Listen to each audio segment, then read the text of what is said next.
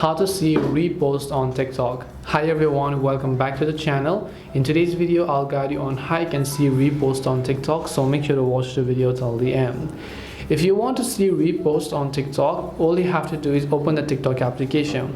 Normally, if you happen to repost and then share that video by just tapping the share icon here, tapping the repost option, you can actually see the repost by undoing it right away by tapping on this option and then undoing it by tapping this option. But let's say you happen to repost a lot of other videos in the process and now you have no track of where the videos are. What do you do if you want to find all those reposted videos? Well, it is very simple. All you have to do is simply come to the profile tab by tapping the profile icon from the bottom right of the screen. Once you're here, you can see your videos, and right in between you'll find this little loop icon, and this loop icon is basically the videos that you reposted and are visible to others. So if you want to find them, it is right in this page, and then if you want to remove it, you can tap on it, tap on the share option, tap and remove repost, come back, tap the share option, tap on it, tap on remove repost, and repeat the process for any of the other videos you might want to remove.